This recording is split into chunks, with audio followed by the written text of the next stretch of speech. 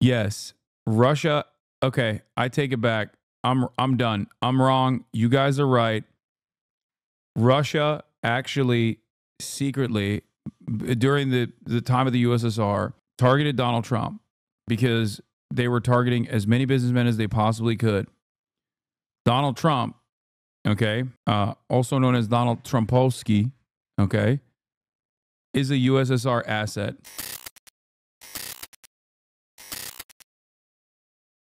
All smiles and handshakes at a meeting of governors among friends at the White House. It's a nice friendly group. Lovely. Where his warmest words were for an old Cold War enemy. I've had very good talks with Putin, and I've had not such good talks with Ukraine. They don't have any cards, but they play it tough. But we're not going to let this continue. This war is terrible. We have people that better get to the table and get it ended. Earlier, he told Fox News Radio that the French president and British prime minister could have done more on Ukraine. We have Macron coming to see you for France and then Stormer for... I agree this is probably piss tape worthy, but your analysis on why people pick intelligence assets is flawed. Oh, there is a million reasons as to why that conspiracy is f***ing insane. Okay?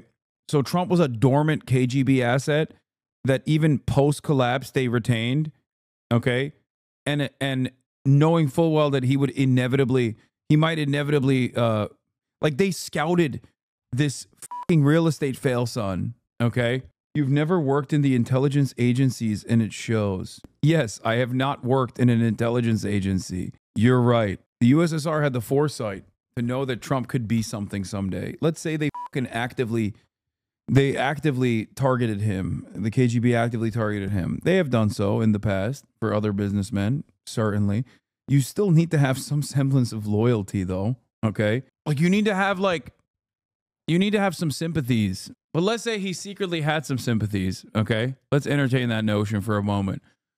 Why in the ever-loving would he not sever those ties past the point of the dissolution of the USSR? The UK this week to move forward. Yeah, but they didn't do anything either. There was going on, no meetings with Russia, no nothing. Right. You know, they haven't done anything. And Macron's a friend of mine, and I've met with the prime minister, and you know, he's a very nice guy, but nobody's done anything. Frustration in Washington, but what sounded like optimism in Ukraine. A meeting with US envoy Keith Kellogg producing a positive report from President Zelensky. A meeting that restores hope. With General Kellogg, we discussed the frontline situation, the need to release all our prisoners held in Russia, and the necessity of a reliable and clear system of security guarantees. This is the chainsaw for bureaucracy. Boasting about his cuts to federal spending, Elon Musk tore into President Zelensky, accusing Ukraine of sending soldiers to their deaths for money. All right! National Security Advisor Mike Waltz took a more pragmatic approach, but still predicted that Ukraine will grant America access to its... Bro, Russia paid dim fool, but Trump is out of the question? Oh my God. Yes, Russia... Okay, I take it back. I'm done. I'm wrong. You guys are right. Russia actually secretly, during the time of the USSR, targeted Donald Trump because they were targeting as many businessmen as they possibly could. Donald Trump, okay, also known as Donald Trumpowski, okay, is a USSR asset. You're right. He is. And they're still paying him to this day. You got it. That's why he's pro-Russia. And not because of the other reasons that I mentioned, okay? Like personal resentment. Zelensky for not helping him create blackmail on his political opponent, you know, and the fact that he does have a very soft spot, a noticeable soft spot for all authoritarian strongmen, not just Vladimir Putin, okay? Rare minerals as part of an agreement to end the... Here's the bottom line. President Zelensky is going to sign that deal.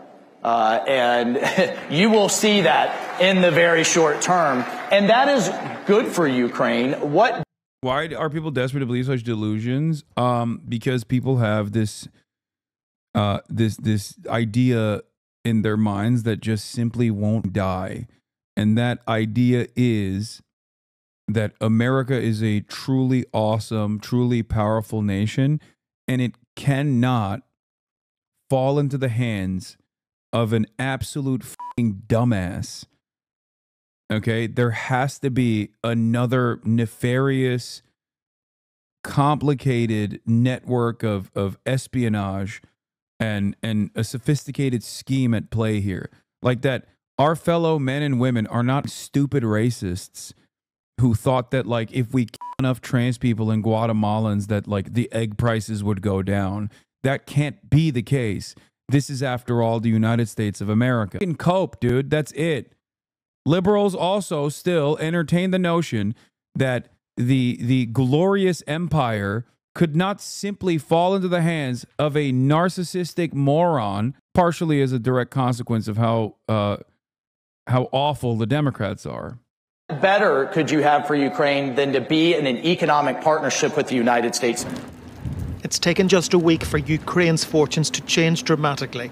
The president's negotiating tactics putting huge pressure on US-European relations as President Macron and Sir Keir Starmer head for the White House.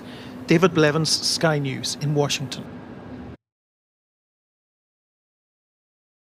When President Trump posts that President Zelensky is a dictator without elections, what are you thinking? I think President Trump is very upset at President Zelensky, and in some cases, and rightfully so. Look, number one, Joe Biden had frustrations with Zelensky. People shouldn't forget it. There are newspaper articles out there about how he cursed at him in a phone call because Zelensky, instead of saying thank you for all your help, is immediately out there messaging what we're not doing or what he's not getting. I think the second thing is, frankly, I was personally very upset because we had a conversation with President Zelensky, the vice president and I, the three of us. And we discussed this issue about the mineral rights. And we explained to them, look, we want to be in a joint venture with you, not because we're trying to steal from your country, but because we think that's actually a security guarantee. If we're your partner in an important economic endeavor, we get to get paid back some of the money the taxpayer. This is my favorite thing. Like watching regular suits just try to basically make sense of whatever the Trump just said. He just has to turn around and be like, no, you don't understand. It's actually a brilliant five-head play, okay? When President Trump posts that President Zelensky is a dictator without elections. Is it so inconceivable that Russia could have their own Miriam Adelson? No, it is inconceivable because Miriam Adelson, you know by name, it's legal. It's out in the open, okay? When it's a foreign adversary, you can't do that. It doesn't work that way. I can't believe you compared Russia to Israel. If Russia was our Israel, this wouldn't even be a problem. They'd be currently doing concentration camps for all the Ukrainians, okay? And America would be supplying Russia with the weapons and the bombs. What are you thinking? I think President Trump is very upset at President Zelensky, and in some cases, and rightfully so. Yeah, I can't believe he's upset at President Zelensky. It's really tough that Zelensky was like, hey, we can't give you all of our minerals. That's crazy. Number one, Joe Biden had frustrations with Zelensky. People shouldn't forget it. There are newspaper articles out there about how he cursed at him in a phone call because help is immediately out there messaging what we're not doing or what he's not getting. I think the second thing is, frankly, I was personally very upset because we had a conversation with President Zelensky, the vice president and I, the three of us. And we discussed this issue about the mineral rights. And we explained to them, look, we want to be in a joint venture with you, not because we're trying to steal from your country, but because we think that's actually a security guarantee. If we're your partner in an important economic endeavor, we get to get paid back some of the money the taxpayers have given, close to $200 billion. And it also, now we have a vested interest in the security. Can't help but feel like America's the real victim in all this, you know? It's us. We're the real harm party here. I mean, come on. A couple 100,000 wounded, like 20% of the country is permanently annexed. Who could really say who lost the most in all of this? You know what I mean? We dumped off our older weapons to you. You remember? Half is insane. What do you mean half? I said 20%. Do you think 20% is half? It is 20%. Of Ukraine. And he said, oh, you're talking about the minerals. My bad. Oh, you meant the resources. Got it. Yeah. Come on. Well, we could have gotten 100%. We could have gotten 100% of the minerals. Look at how nice we are, dude. Just half. Excuse me. How about 100% of the minerals? Okay. Sure, we want to do this deal. It makes all the sense in the world. The only thing is I need to run it through my legislative process. They have to approve it. I read 2 days later that Zelensky's out there saying, I rejected the deal. I told him no way that we're not doing that. Well, that's not what happened in that meeting. So you start to get upset by somebody. We're trying to help these guys. One of the points that the president made in his messaging is, it's not that we don't care about Ukraine, but Ukraine is on another continent. You know, it doesn't directly impact. Dude, it's not that we don't care about Ukraine, but we don't fucking care about Ukraine. It's really far away. Do you know where Ukraine is? I can't point to it on a map. Can you? It's far away. Who cares? The daily lives of Americans. We care about it because it has implications for our allies and ultimately for the world. There should be some level of gratitude here about this. And when you don't see it and you see him out there accusing the president of living in a world of disinformation, that's very counterproductive. And I don't need to explain to you or anybody else. President Trump's not the kind of person that's going to sit there and take that. He's very transparent. He's going to tell you exactly how he feels. And he sent a message that he's not going to get gamed here. He's willing to work on peace because he cares about Ukraine. And he hopes Zelensky will be a partner in that, and not someone who's out there putting this sort of counter messaging to try to, hustle us in that regard. That's not going to be productive here. What's the timeline for a meeting between President Trump and President Putin? Well, that topic came up in our conversation with the Russians, and what I said, I know that now they're saying that they said it, but we actually said it, and that is, well, there isn't going to be a meeting until we know what the meeting's going to be about. I mean, do you expect it later in 2025? I don't know the timing of it, but a meeting between President Putin and President Trump has to a meeting about something. We have to know what that meeting is about, what's going to be achieved at it. You don't generally have these meetings until you know some outcome or some progress has been made. So I think when that meeting happens will largely depend on whether we can make any progress on ending the war in Ukraine. And if we can, and that meeting is what seals the deal, I think everybody should celebrate that President Trump is a peacemaker. He's the only global leader right now that can make this happen. The only global leader. Why do you say he's the only one? Well, because others have tried and have failed. I think they want it. Trump says critical mineral deal with Ukraine is closed. Am I crazy? I feel like he's giving rapist.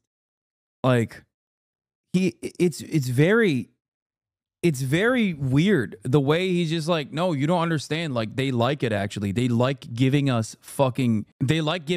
half of their minerals.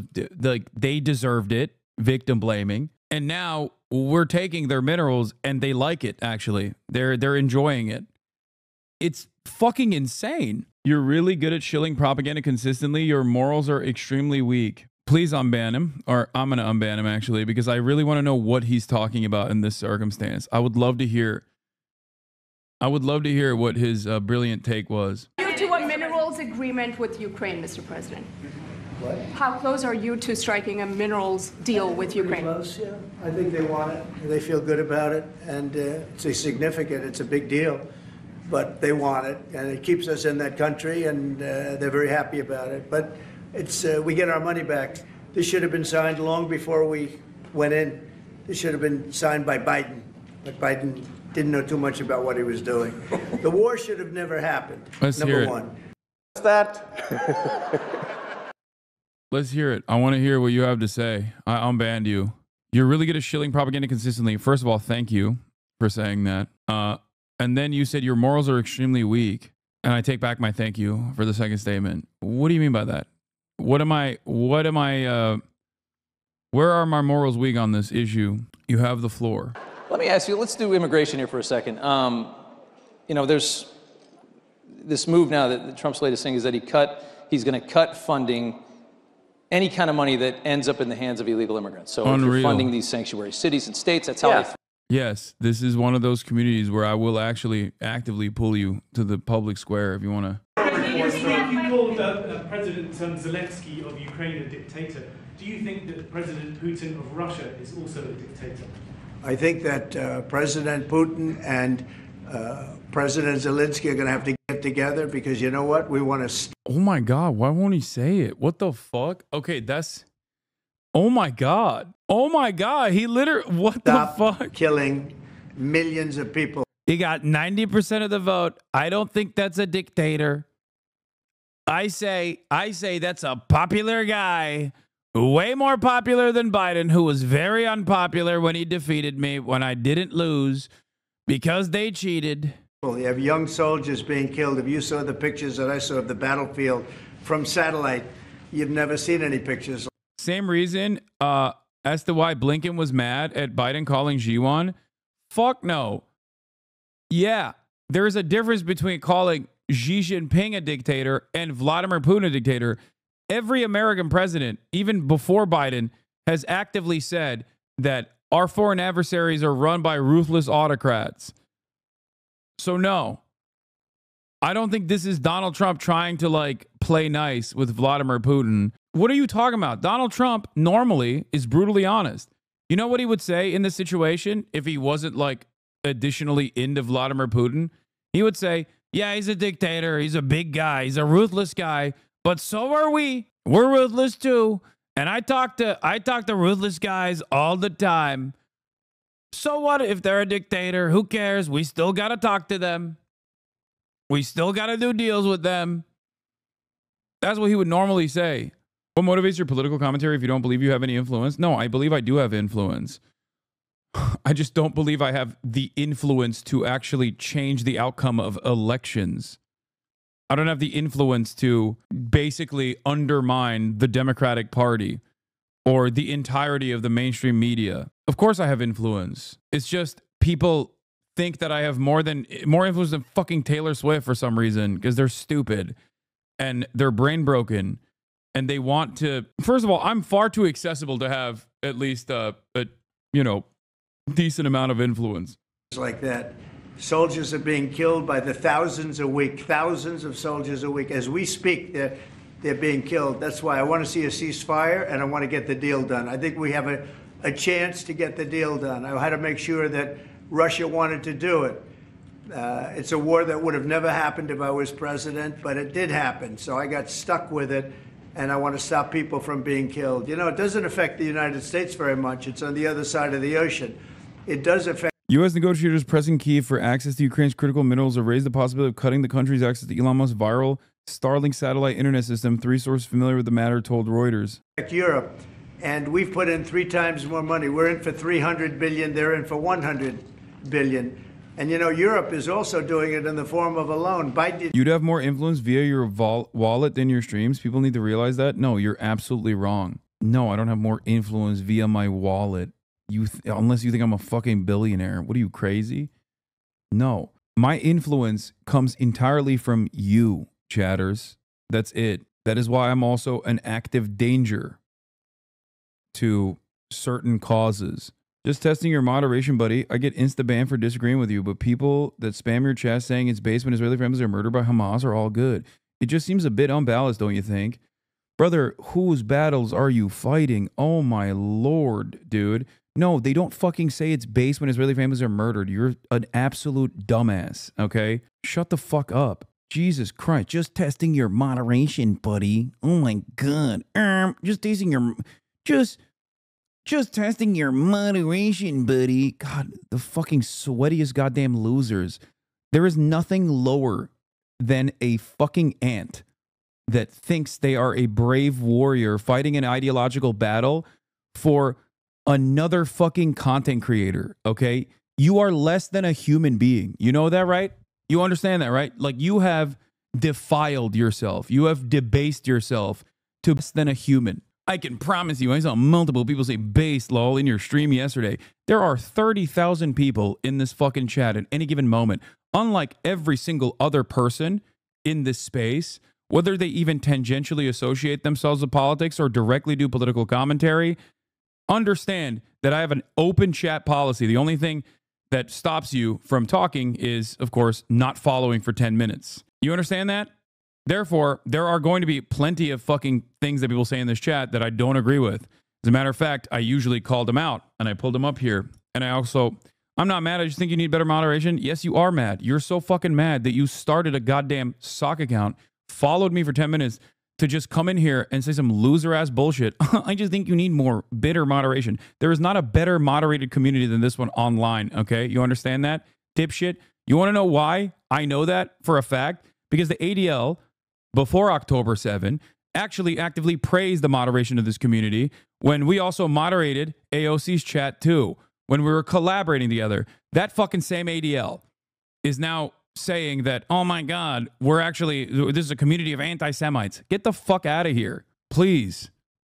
Think for yourself, okay? This is what I mean when I say you debase yourself. You debase yourself to being a servile subject of a person who doesn't know you exist. It is pathetic. It is the most pathetic thing you can be. Okay? Engaged in an argument, had no argument, then went, it's not a big deal. I know. There is not another community that you can go to online that is as actively moderated as this one. Do you understand? Not a single one. Especially one that speaks almost exclusively about politics. Ridiculous.